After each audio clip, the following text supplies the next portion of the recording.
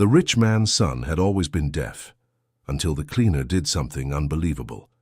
Marcus Harrison stared at yet another medical report, confirming the same diagnosis as always. His 8-year-old son, Tyler, remained in complete silence, as he had been since birth, according to all the specialists he had consulted over the years. It was when LaToya Jenkins, the new employee who had only been working in cleaning for 3 months, did something no one expected.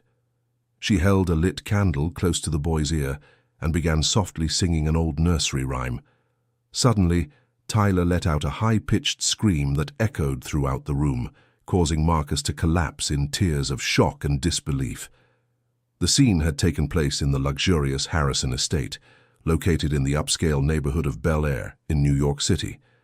Marcus, a 52-year-old real estate businessman, had built a financial empire, but had never been able to truly communicate with his only son. Tyler was a child with blonde hair and light blue eyes, who spent his days staring into space, seemingly oblivious to everything happening around him. LaToya was a 31-year-old woman, born in a small town in rural Georgia. She had arrived in New York City just a year before, bringing with her traditional knowledge that her grandmother, Mrs. Beatrice, had taught her since she was little. The eldest woman in the family always said that sometimes children's ears were closed, not due to a physical problem, but because of something deeper that doctors didn't understand. That Thursday afternoon, while tidying Tyler's room, LaToya noticed something different in how the boy reacted when she wiped the bedside table. There was a subtle vibration in the furniture, caused by the circular motion, and she noticed that Tyler slightly turned his head every time it happened. "Boy, are you feeling that?" she murmured, more to herself than expecting an answer. Intrigued, LaToya remembered a technique that Mrs. Beatrice used with children who had difficulty hearing. Her grandmother always said that fire had the power to awaken things that were asleep in the body. She decided to try, even knowing she could be fired if anyone saw her doing something unconventional with the boss's son. She lit a candle that was on the sideboard and, very carefully, brought it close to Tyler's right ear. Then she began to sing a lullaby she had learned in childhood. "Hush, little baby, don't say a word." The reaction was instant and frightening. Tyler let out a scream so loud and unexpected that LaToya almost dropped the candle. The sound echoed throughout the entire estate, causing Marcus, who was in his office downstairs, to run up the stairs, his heart racing. "What was that? What happened?" he shouted as he entered the room, finding LaToya still holding the candle, her eyes wide with fright. Tyler was sitting on the bed, staring intently at the candle flame, with an expression of surprise and curiosity that his father had never seen before. It was as if the boy had awakened from a deep sleep that had lasted 8 years. "Mr. Marcus, I was just cleaning and—" LaToya stammered, trying to explain the inexplicable. He screamed. Tyler screamed. Marcus approached his son, incredulous. "That's impossible. All the doctors said he is completely deaf." LaToya took a deep breath and decided to be honest, even at the risk of losing her job. "Sir, my grandmother always said that sometimes children aren't born deaf. They just get their ears sort of blocked, and that the heat of fire and certain vibrations can help wake them up." Marcus looked at her as if she had spoken in a foreign language. How could a simple cleaner know something that the best otolaryngologists in the country didn't know? "So that doesn't make scientific sense," he murmured, but something in his son's expression made him hesitate. Tyler kept looking at the candle, and when LaToya moved the flame slightly, the boy's eyes followed it. It was a behavior he had never shown before. "May I try again?" LaToya asked, hesitant. Marcus nodded, though he was still processing what had happened. LaToya brought the candle close to Tyler's ear again and began to sing the same lullaby. This time the boy didn't scream but let out a low sound, almost like a murmur. Tears began to stream down Marcus's face. In 8 years, he had never heard his son's voice. Not a baby's cry, not a laugh, not a word. Nothing. And now, a woman he barely knew had achieved in a few minutes what decades of medical treatments could not. "How did you know?" he asked, his voice choked with emotion. "My grandmother treated many children like this in our town. She said deafness isn't always what it seems." Sometimes it's just something that needs to be unlocked. At that moment, Tyler did something that left both adults frozen. He reached his hand toward the candle, as if wanting to touch the flame. "Careful," whispered LaToya, moving the candle slightly away. "It burns, child." And then the second miracle of the day happened. Tyler opened his mouth and spoke his first word in 8 years of life. "Bur-en." Marcus collapsed into the chair beside the bed, sobbing like a child. LaToya, also moved, continued holding the candle, realizing something far more complex was happening there than she had imagined. "Did he always know how to speak?" she asked. "I don't know," Marcus replied through his tears. "We never knew. All the doctors said he had profound deafness from birth. We never considered other possibilities." From that day on, life at the Harrison estate changed completely. Marcus cancelled all his professional commitments and dedicated himself entirely to understanding what had happened to Tyler. LaToya, who before was just the cleaning lady, became the most important person in the house. Dear listener, if you're enjoying the story, please take a moment to like and especially subscribe to the channel. It helps us a lot as we're just starting out now continuing. In the following days, LaToya began having daily sessions with Tyler. She discovered the boy responded not only to the candle's heat, but also to certain types of vibration. When she tapped lightly on the solid wood table in the room, Tyler turned his head. When she sang in lower tones, he made small sounds in response. "It's as if he had been trapped inside himself all these years," LaToya explained to Marcus as they watched Tyler play with small objects that produced vibration. "My grandmother said this happens when a child has a very deep trauma or is born with some blockage that isn't physical." Marcus began to question everything he knew about his son's condition. He pulled all the medical reports from the last 8 years and studied them obsessively. In all of them, the diagnosis was the same: profound bilateral sensorineural deafness, total and irreversible hearing loss. "How could all the doctors have been wrong?" he asked LaToya one afternoon. "Maybe they weren't wrong at the time," she replied thoughtfully. "Maybe he really couldn't hear before. But sometimes things change. A child's body is different.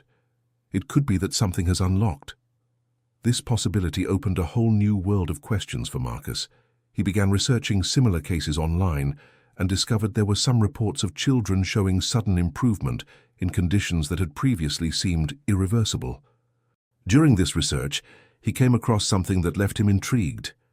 There were studies about vibration and resonance therapies used in some countries to treat certain forms of hearing loss, treatments that had never been mentioned by any of the specialists he had consulted. "Why didn't any doctor tell me about these possibilities?" he questioned during a conversation with LaToya. "I don't know, sir. Maybe because they're very old things that modern medicine doesn't take seriously." Marcus decided to confront Dr. Julian Sterling, the otolaryngologist who had been treating Tyler since he was 2 years old. He was a renowned doctor with an office in one of the most expensive clinics in New York City. "Doctor, I need to speak with you about my son's case," said Marcus over the phone. "Of course, Marcus. Is there a problem?" replied Dr. Sterling in his ever-confident voice. He made sounds.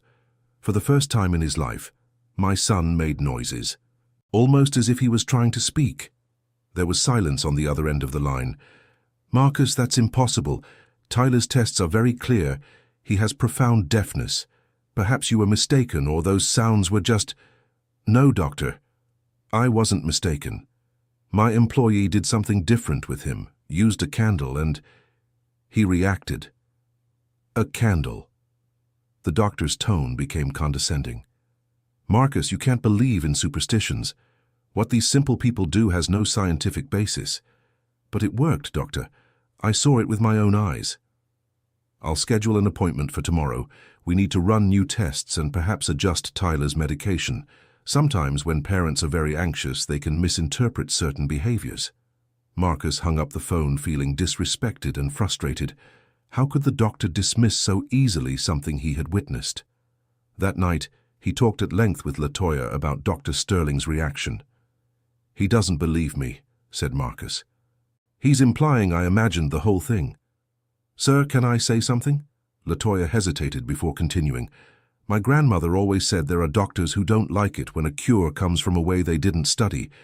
It's like an offense to them. What do you mean? If little Tyler gets better with my grandmother's methods, it will mean all these years of expensive treatment weren't needed. Then what happens to their reputation? Marcus had never thought from that angle. Could there be interests behind the diagnoses? Could keeping Tyler as an incurable case be more profitable than seeking alternative treatments? Latoya, can you teach me everything your grandmother taught about these cases? Yes, sir, but it will be a lot of work, and it will be different from everything you're used to. My grandmother's methods are neither quick nor easy. It doesn't matter, I want to try. In the following weeks, the routine at the Harrison estate changed completely. Every day Latoya arrived early and spent hours working with Tyler. She brought various objects from her hometown, small drums, rattles made from gourds, beeswax candles, and even some herbs her grandmother recommended to awaken the senses. The progress was slow but steady. Tyler began to make more sounds, especially when in contact with specific vibrations. Latoya discovered he responded particularly well to low-pitched sounds, like those from a drum played softly. It's as if he has a preference for certain frequencies, she explained to Marcus. My grandmother said every person has a different internal music. Maybe Tyler's music is deeper. During one of the sessions, something extraordinary happened. Latoya was singing a lullaby while lightly tapping the drum when Tyler opened his mouth and tried to follow the melody. They weren't clear words, but it was definitely an attempt to imitate the sound he was hearing. Marcus, who was watching from the bedroom door, felt as if he were witnessing a miracle. He's hearing, she whispered. My son is actually hearing. But not everything was going well at the Harrison estate. Mrs. Martha, the housekeeper who had worked for the family for 15 years, was visibly bothered by the new dynamic. She had grown accustomed to being the primary person responsible for Tyler's care and didn't like seeing Latoya taking on that role. Mr. Marcus, she said one morning while serving coffee, I don't think it's prudent to let Latoya do these experiments with young Tyler. What if something goes wrong? Martha, for the first time in 8 years, my son is showing signs of improvement. How can that be harmful? But these practices aren't scientific, sir. What will the doctors say?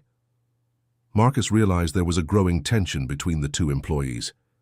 Martha, who had always been the family's trusted person, now felt threatened by Latoya's arrival and the extraordinary results she was achieving.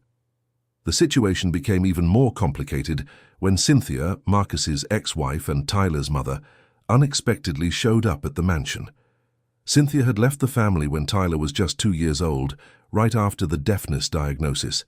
At the time, she said she couldn't handle the idea of having a child with a disability and that she needed to rebuild her life. Marcus had never forgiven her for abandoning their son at such a difficult time. I heard strange things have been happening here, Cynthia said as she entered the room, with her haughty posture and her always accusatory tone. Martha called me worried. Martha had no right to call you, Marcus replied, trying to control his anger. And you have no right to show up here after 6 years of absence. I'm his mother, Marcus. I have the right to know what's going on. Now you remember you're a mother? Where was this maternal concern when he needed it most? The argument between the two was interrupted by a sound coming from upstairs. It was Tyler, emitting a sequence of sounds that resembled words. Cynthia stopped talking and looked at the ceiling, confused. What is that noise? It's your son, Marcus said with pride and bitterness in his voice. He's learning to speak, something you never tried to teach him. They went up to Tyler's room where they found Latoya conducting one of the sessions. The boy was sitting on the bed, holding a small drum and repeating sounds while Latoya sang. Cynthia was paralyzed at the sight. This is impossible, she murmured. He's deaf. He can't be hearing. He can, and he is, Marcus replied, thanks to Latoya and the methods she learned from her grandmother. What methods? This is quackery, Cynthia exploded. I won't allow you to experiment on my son. Your son? Marcus turned to her, his eyes blazing with anger. You abandoned this boy. You have no right to have a say about anything. The argument escalated quickly. Cynthia demanded that Marcus immediately stop the alternative treatments and seek serious medical help. Marcus refused, arguing that for the first time, Tyler was showing real progress. During the fight, Tyler began to get agitated. LaToya noticed the boy was getting frightened by the loud voices and tried to calm him, but he was clearly disturbed. "You're scaring him," LaToya said. "He can hear you fighting." Those words had a profound impact on Cynthia. For the first time, she realized that her son really was hearing. It wasn't imagination or quackery. Tyler had somehow developed the ability to perceive sounds. Dear listener, if you're enjoying the story, please take a moment to like and especially subscribe to the channel. It really helps us who are just starting out. Now continuing. In the following days, Cynthia decided to stay in town to closely follow Tyler's development. She stayed at a nearby hotel and visited the estate daily, observing LaToya's sessions with a mix of fascination and skepticism. "How did you learn to do this?" she asked LaToya during one of the visits. "My grandmother taught me since I was little. In our town, many people know these methods. It's nothing out of this world. It's just different from what you're used to." "But why does it work? What's the scientific explanation?" LaToya chuckled softly. "Mrs. Cynthia, my grandmother never studied science. She just knew it worked. She said the human body has its own wisdom, and that sometimes we just need to wake that wisdom up." "That doesn't make sense," Cynthia shook her head. "Did it make sense when your son couldn't hear and now he can?" LaToya gently countered. Cynthia didn't know what to say. During this period, Marcus began to research more deeply into Tyler's medical history. He spoke with several specialists in other cities, seeking a second opinion on the case. It was then that he made a disturbing discovery. Dr. David Thompson, an otolaryngologist from Boston, analyzed all of Tyler's previous tests and reached a shocking conclusion. "Mr. Harrison," he said during a video call consultation, "analyzing your son's historical reports, I would say there was indeed significant hearing loss in the early years, but several of the more recent tests show inconsistencies." "What kind of inconsistencies?" "There are indications that hearing may have begun to return gradually a few years ago, but apparently this was not detected or not reported properly." Marcus felt his blood run cold. "What are you saying, doctor?" "I'm saying it's possible your son had already recovered some hearing earlier, but the professionals following him didn't notice or didn't value these signs." "Is this medical negligence?" "I can't state that without a more detailed investigation, but there are definitely questions that deserve to be clarified." Marcus ended the call with a terrible feeling in his stomach. Was it possible that Tyler could have been hearing for years and he didn't know? How many developmental opportunities had been lost? He decided to confront Dr. Julian Sterling directly. He scheduled an appointment and brought all the reports and Dr. David Thompson's observations. "Dr. Julian," Marcus said as soon as he entered the office, "I need explanations." "About what, Marcus?" "About the fact that my son apparently already had signs of hearing recovery years ago, and it wasn't detected." Dr. Julian looked visibly uncomfortable. "Marcus, Tyler's case is very complex. It's not always easy to detect small improvements in cases of profound deafness." "Small improvements?" "Doctor, my son is speaking.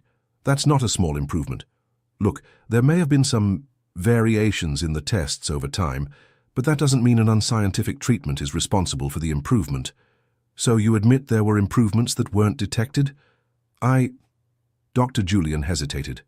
"Let's run new tests, more detailed tests. Then we can be sure of what's happening." Marcus left the office with more questions than answers. Something was wrong, and he needed to find out what. That night, he talked to LaToya about his discoveries. "LaToya, is it possible that Tyler could already hear something before you started working with him?" "It is possible, sir. My grandmother always said recovery from these things is like a little plant growing. Sometimes it takes a long time for us to see it, but the root was already forming underground. So maybe you didn't cure him. Maybe you just helped something that was already happening. Could be. Or maybe he needed someone who believed he could improve. Sometimes faith also heals, boss." This conversation made Marcus reflect on how he had dealt with Tyler over the years. Had he accepted the diagnosis and stopped encouraging his son? Could his own disbelief have delayed the boy's development? Meanwhile, the tension in the house kept growing. Mrs. Martha was becoming increasingly hostile toward LaToya, making sarcastic comments about the primitive methods she used. "This woman is deceiving you," Martha said to Marcus one morning. "She wants to take advantage of your desperation to get money." "Martha, Latoya has never asked me for anything beyond her salary, and the results are evident. Results that anyone could fake. How do you know young Tyler isn't just pretending?" "Pretending? Martha, he's 8 years old. How could an 8-year-old child manage to fake something like that? Children are clever, sir, and this Latoya could have taught him to make those noises." Marcus began to realize that Martha wasn't just worried about Tyler. She was afraid of losing her position in the family. For 15 years, she had been the person responsible for caring for the boy, and now she felt replaced. The situation reached its limit when Martha did something that would change everything. On a Thursday, while Marcus was at the office and Latoya had gone out for lunch, Martha entered Tyler's room and found the boy playing with the instruments Latoya used in their sessions. "Tyler," she said in an authoritative tone, "you need to stop this foolishness. I know you can hear me." The boy looked at her surprised. "You're pretending all of this to please Latoya, aren't you?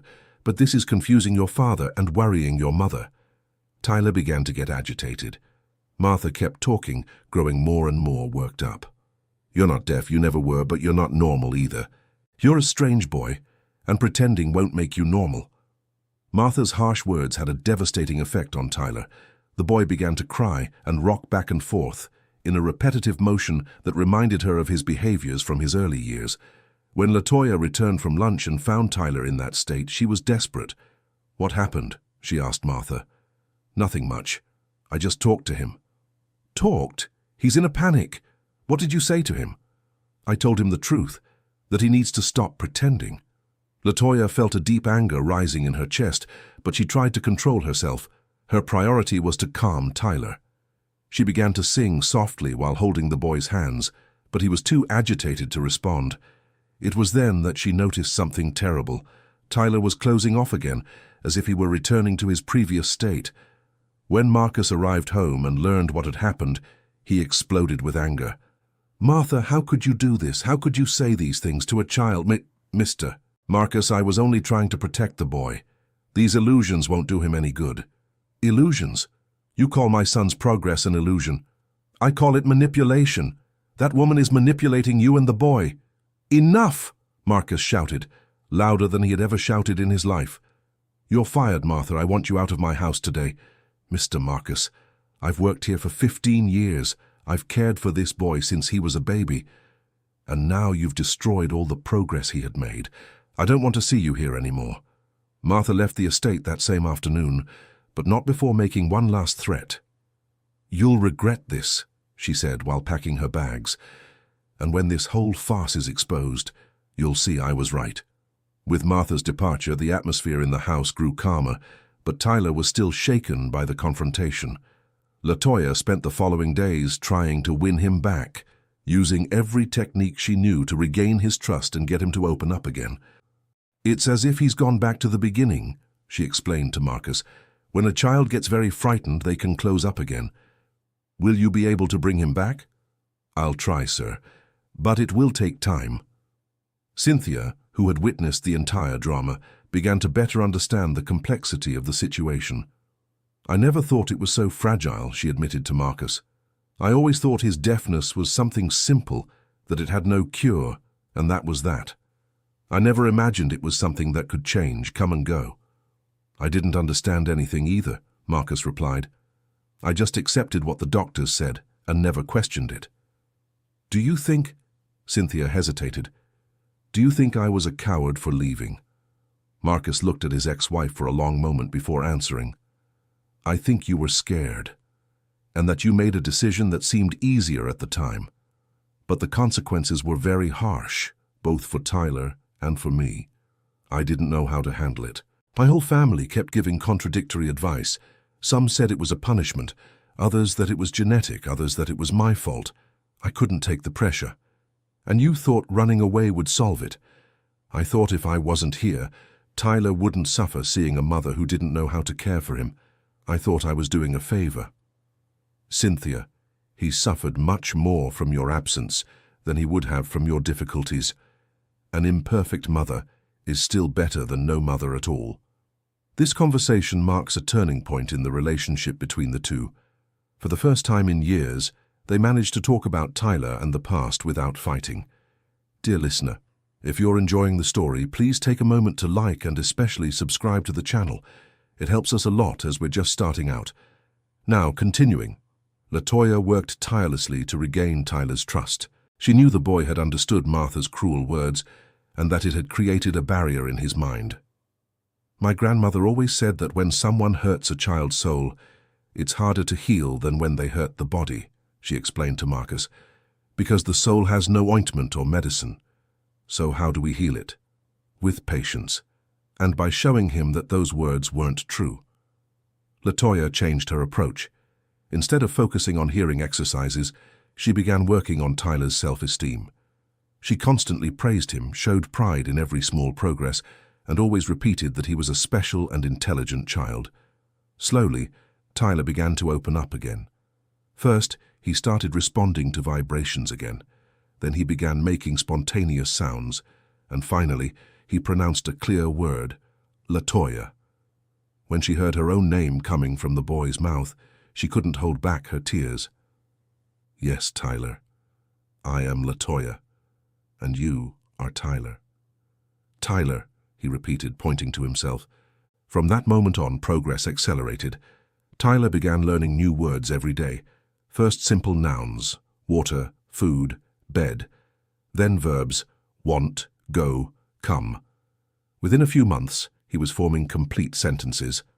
LaToya, where candle? He asked one morning. The candle is here, Tyler. Do you want to light it? Want. Candle pretty. Marcus observed these interactions with a mix of joy and melancholy. Joy at seeing his son finally developing, but melancholy for everything he had lost in the previous years. One day he decided to ask a question that had been tormenting him for months. Tyler, he said, kneeling to the boy's level, could you always hear things?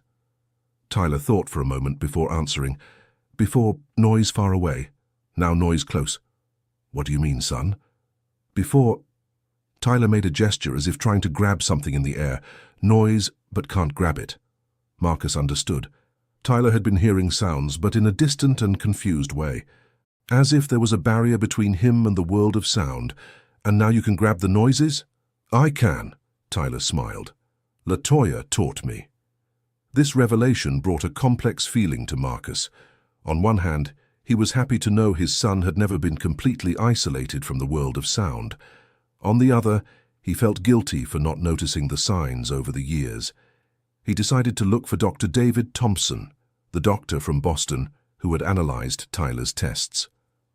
Doctor, my son said something that intrigued me. He said he always heard noises, but far away. Does that make any medical sense? It makes a lot of sense, replied Dr. David. There are documented cases of children who have partial or distorted hearing, which can be interpreted as total deafness, if not properly investigated. And can these conditions improve spontaneously? They can, especially in children, where the nervous system is still developing. Sometimes neural connections that were blocked or underdeveloped can form later. So LaToya's techniques really helped. It's possible. Specific vibrational and sound stimuli can facilitate the formation of those connections. It's not magic, it's neuroplasticity. Marcus left the appointment with a feeling of validation. LaToya's techniques weren't superstition.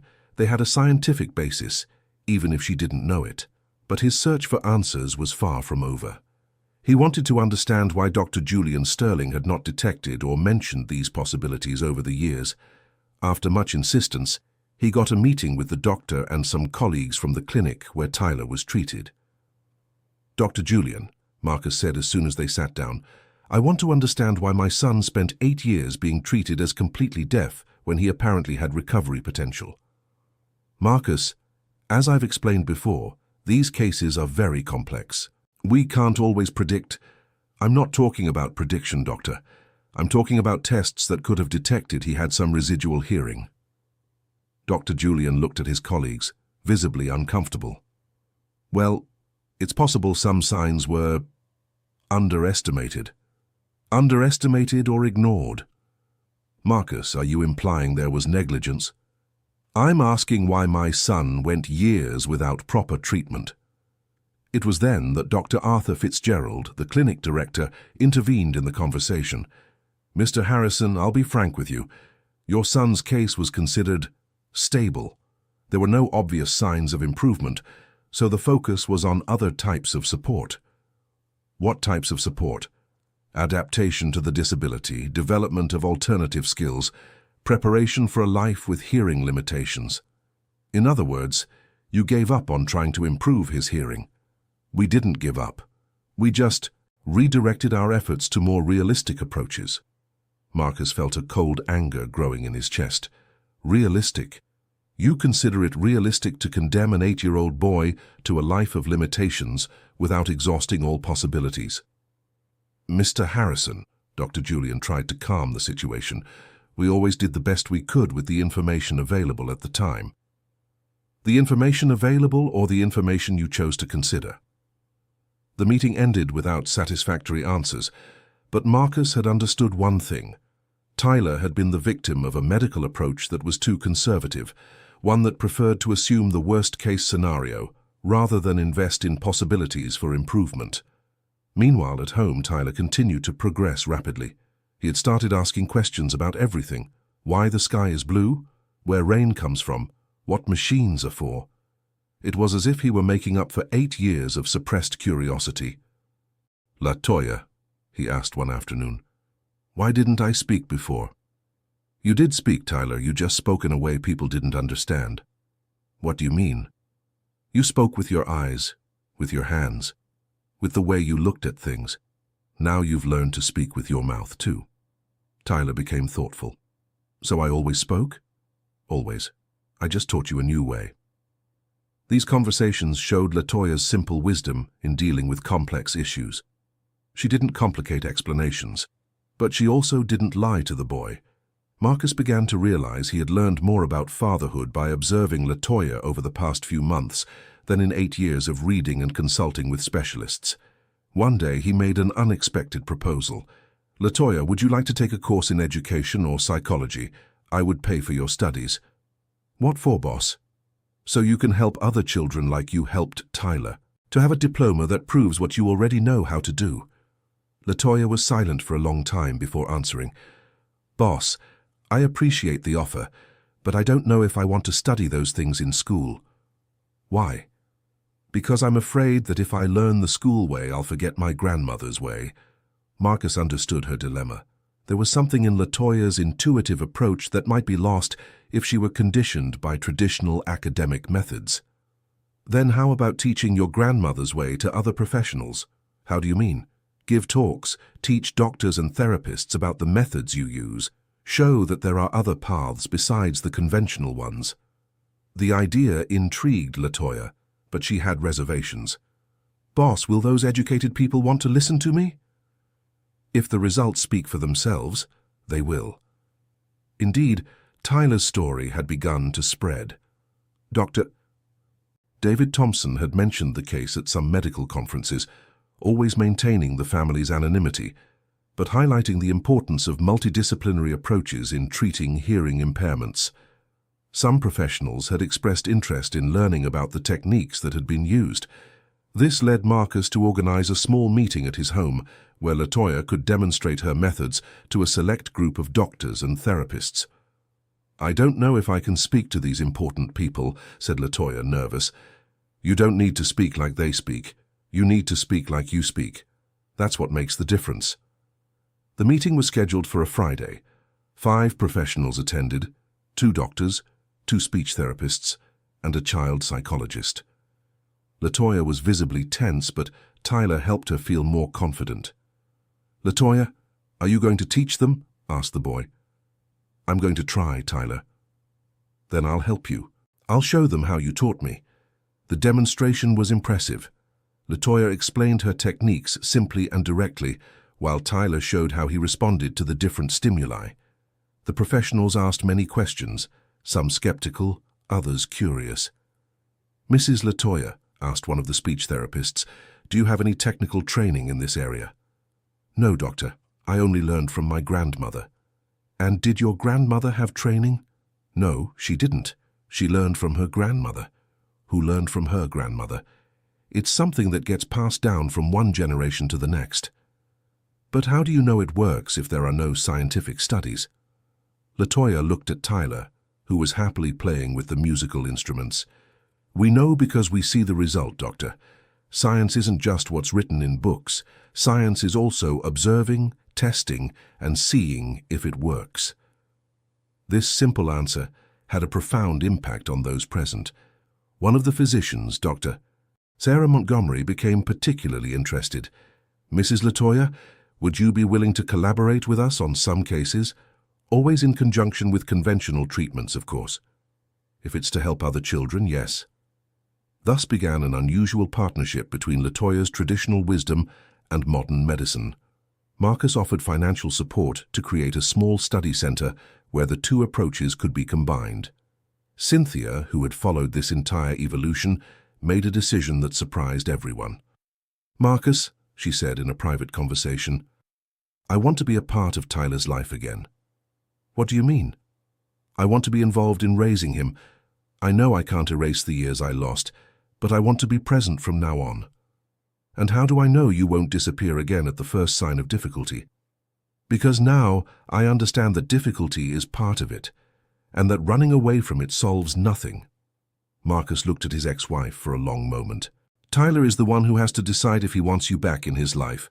I know, and I'm prepared for him to reject me. But Tyler did not reject his mother. In fact, he became curious about her. LaToya, he asked, why did the woman leave when I was little? I don't know, Tyler. Why don't you ask her? Can I ask her? Yes, you can. The conversation between Tyler and Cynthia was one of the most touching Marcus had ever witnessed. Why did you leave? Asked Tyler, with the typical frankness of children. Cynthia took a deep breath before answering. Because I was scared, Tyler. When I found out you couldn't hear, I was afraid I wouldn't know how to take care of you properly. But you could have learned. I could have. But at the time I thought it was easier to leave than to learn. And now? Now I know that was foolish, and I lost many important things because of that foolishness. Tyler thought for a few seconds. Are you going to leave again? No, Tyler. Never again. Promise? I promise. Then you can stay. This childlike simplicity and forgiving touched Cynthia deeply. She cried a lot that day, but they were tears of relief and gratitude. The Harrison family was rebuilding itself in a completely new way. Marcus remained the provider and decision-maker, but now he shared the responsibilities with Cynthia and LaToya. The three parental figures in Tyler's life had found a balance that worked. LaToya moved to an apartment near the estate, but continued spending her days with Tyler, now no longer as an employee, but as a specialized educator. Cynthia was relearning how to be a mother, with much help and patience from the others. And Marcus had discovered that being a father went far beyond providing financially. Tyler had transformed into a talkative, curious, and sociable child. He attended a regular school, where he was seen not as the boy who was deaf, but simply as Tyler Harrison, a child like any other. One day he asked a question that stirred all the adults around him. LaToya, if I became deaf again, would you still like me? Of course I would, Tyler. I don't like you because you can hear. I like you because you are you. What if I had never learned to speak? I would still like you. We don't need to speak with our mouths to communicate. Then why was it so important for me to learn? LaToya thought carefully before answering. It wasn't important for me, Tyler. It was important for you. Because now you can choose how you want to communicate. Before you only had one option, now you have several. This perspective of choice and autonomy became central to Tyler's education. He learned to value his own experiences, including the years of silence, as an important part of his story. The research center that Marcus had created began receiving families from other cities and even other states.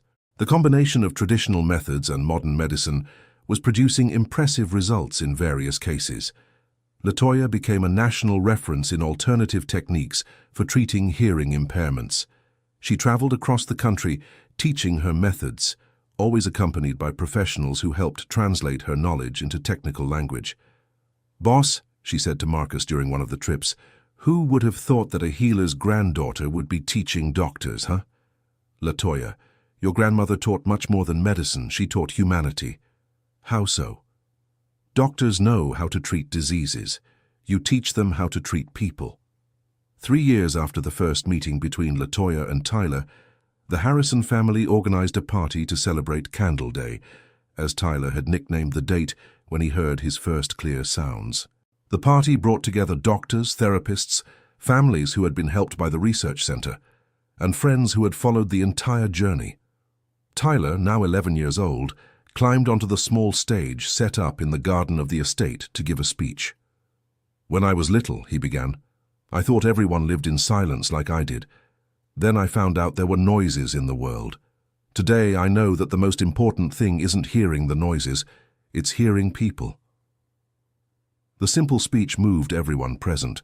Tyler had learned not only to hear and speak, but to reflect on his own experience in a mature way. "Latoya taught me that everyone has a song inside their chest," he continued. "My song was hidden, but she helped me find it. Now I want to help other children find their songs too."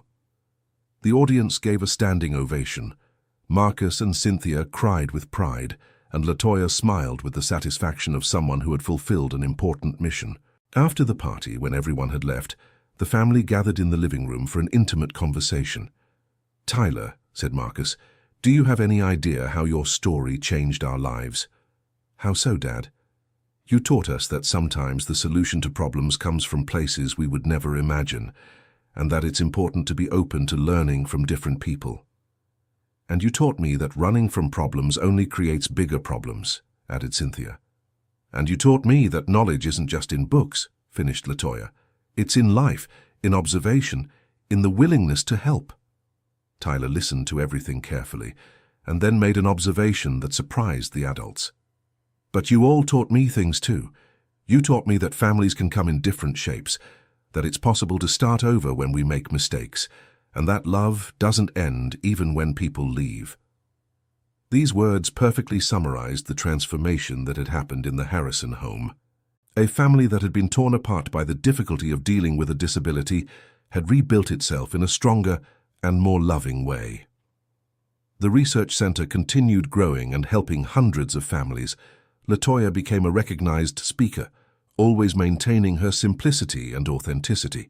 Cynthia studied education and began working at the center, finally finding a way to channel her need to help children. Marcus transformed a large part of his business into social initiatives, discovering that financial success without social purpose no longer satisfied him. And Tyler grew up to become a sensitive, intelligent young man committed to social causes. He never forgot his years of silence, but learned to see them as an experience that made him more empathetic and understanding of human differences. Years later, as a young adult studying medicine, Tyler wrote a book about his experience. The title was simple, "The Song That Was Inside Me." The book became a bestseller and helped raise awareness among thousands of people about the importance of multidisciplinary approaches in treating disabilities. In the book's dedication, he wrote, "To my father who gave me the resources to seek a cure, to my mother who learned that love is stronger than fear, and to Latoya who taught me that sometimes the most powerful medicine is simply believing that a cure is possible." The Harrison family story became an example of how the combination of financial resources, traditional knowledge, modern medicine, and above all, unconditional love can transform lives and create lasting social impacts. Tyler continued his medical career, specializing in otolaryngology, but always integrating traditional methods into his treatments. Latoya became his mentor and professional partner, creating a new therapeutic approach that combined the best of both worlds. The study center expanded to other countries, always carrying the philosophy that each person is unique and deserves personalized treatments that respect their individuality and history. And the Harrison estate, which was once a cold and silent place, transformed into a home full of life, music, and lively conversations, where 3 generations lived together harmoniously, each contributing their experience and wisdom to the collective happiness. The candle Latoya lit that Thursday afternoon did not just awaken Tyler's hearing. It illuminated a path of transformation that forever changed the lives of all who had the courage to follow its light. End of story. So what did you think of this incredible story of overcoming and family love? Did Latoya make the right decision by trusting her intuition and her grandmother's teachings? Tell us in the comments which part moved you the most, and if you know any similar stories. Your opinion is very important to us. Don't forget to leave your like and subscribe to the channel so you don't miss other moving stories like this one.